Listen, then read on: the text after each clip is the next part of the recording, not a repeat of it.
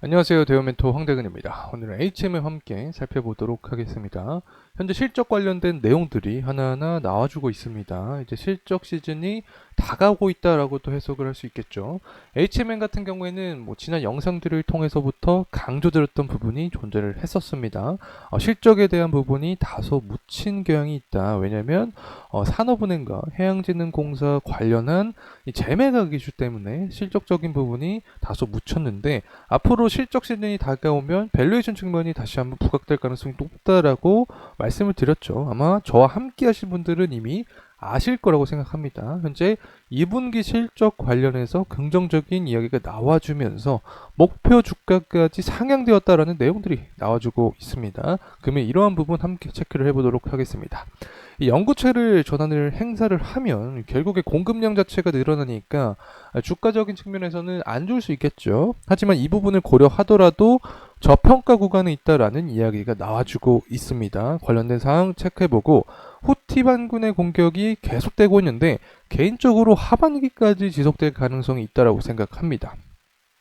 그렇게 되면 결과적으로 컨테이너 지수도 더욱더 상승하면서 HMM의 주가까지 상승에 대한 모멘텀을 받을 수 있게 되는 건데 과연 앞으로 중장기 방향성은 어떻게 될 수 있을지 금일 영상을 통해서 파헤쳐보는 시간 갖도록 하겠습니다.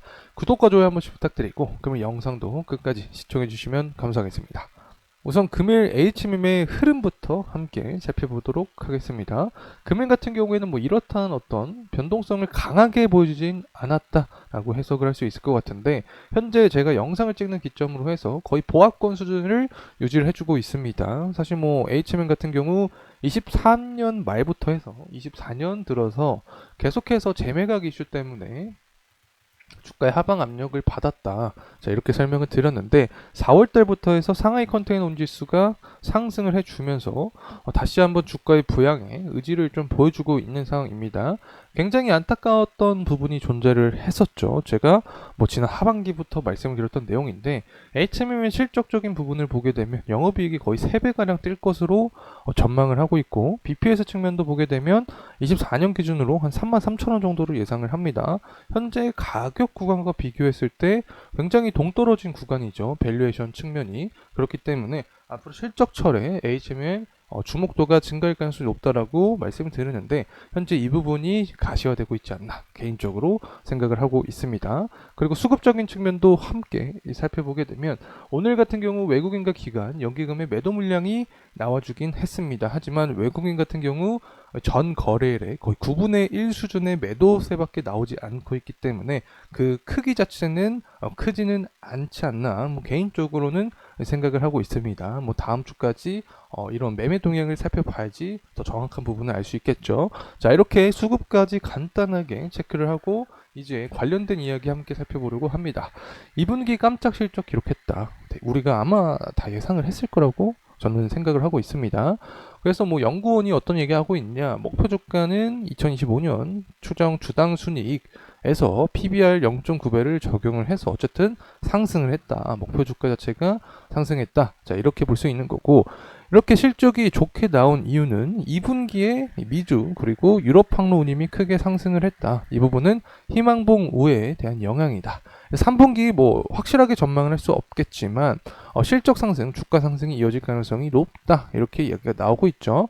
그래서 HMM의 자녀 연구체의 전환권 행사로 인해서 주식수가 증가를 하더라도 이 부분을 다 고려하더라도 현재 밸류에이션 측면을 봤을 때 매력도가 존재하는 상황이다 라고 해석을 하면 좋을 것 같습니다.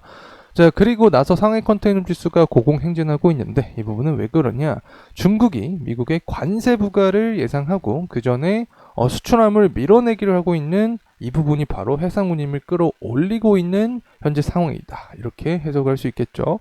사실 코로나 시절에 해운업이 굉장히 호황이었습니다. 당시에 물류 대란이 일어났었죠. 그때 당시 생각을 좀 되뇌어서 해보면 이 코로나 시기 물류 대란 때 물류 대란 시기와 현재가 굉장히 유사한 상황이다. 그래서 수출 물량을 100% 가까이 해상 운송에 의지하는 특히 국내 화주들에게 부담이 커지고 있다. 이렇게 나와주고 있습니다. 어쨌든 우리가 핵심적으로 볼 수 있는 것은 결국에 SCFI 컨테이너 지수가 상승할 가능성이 높다.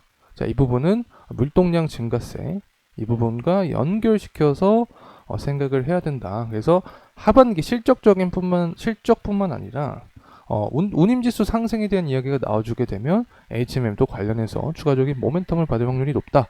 특히 홍해에서 후티반군이 아직도 공격을 해주고 있습니다. 그리고 이스라엘과 헤즈볼라 전면전까지 우려가 되고 있기 때문에 시장의 리스크가 굉장히 커질 확률이 높아집니다. 그렇게 되면 원달러 환율이 다시 상승을 할 수 있게 되는 거죠. 그래서 이 9월달 동향처럼 한 1,400원 구간까지 도달을 해준다. 그렇게 되면 고환율과 고운임에 대한 시장의 분위기가 조성이 될 수 있겠죠. 이런 리스크를 먹으면서 상승할 수 있는 게 바로 해운주다.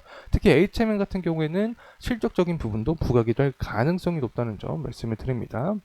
실제로 상하이 컨테이너 운임지수는 제가 지속 관찰을 하고 있는 사항이지만 4월 달부터 가파르게 반등하는 모습을 보여주고 있습니다. 그만큼 HMM 주가 상승을 견인한 핵심적인 요소였다.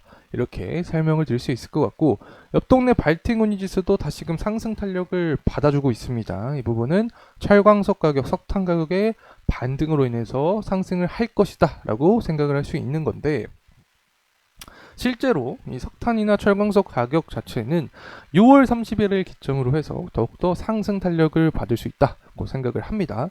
일단은 6월 초에 무역 수지가 있었습니다. 그리고 나서 소매 판매가 있었죠.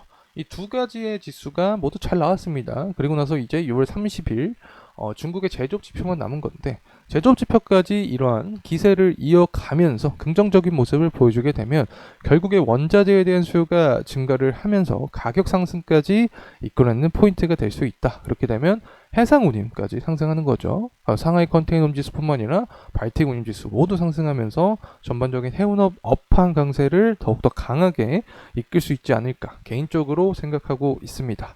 돌아와서 이제 다시 가격적인 흐름세 함께 살펴보려고 합니다. 주봉으로 좀 길게 보게 되면 현재 HM 같은 경우 5일선 구간에 있다라고 말을 할 수 있겠죠. 그래서 현재 구간을 이탈하지 않는 선에서 계속해서 상승해주는 게 가장 좋을 것 같고, 그리고 나서 상승에 대한 포인트 관점을 보게 되면 121선 구간에 매물대 투자 심리가 자리 잡혀 있습니다. 그래서 이 121선 구간에 대한 돌파 여부가 그 다음 포인트가 될 수 있지 않을까 생각을 하고 있습니다. 어쨌든 현재 구간은 23년 하반기부터 계속해서 가격 안정화 구간을 만들고 나서 재차 강한 상승을 위한 어떤 도약의 단계가 좀 될 수 있지 않을까 이렇게 생각을 하고 있는데, 물론 이런 부분은 정세적인 부분 과 연관이 되면서 주가의 방향성도 결정되는 경향이 있기 때문에 향후 추가적인 변동사항이 존재를 하게 되면 제가 또 여러분과 가장 빠르게 공유하도록 할 테니까 구독과 좋아요 한 번씩 부탁드리고 저와 계속해서 HMM 나아가면 좋을 것 같습니다. 자, 이상으로 HMM에 대한 영상 마무리하도록 하겠습니다. 감사합니다.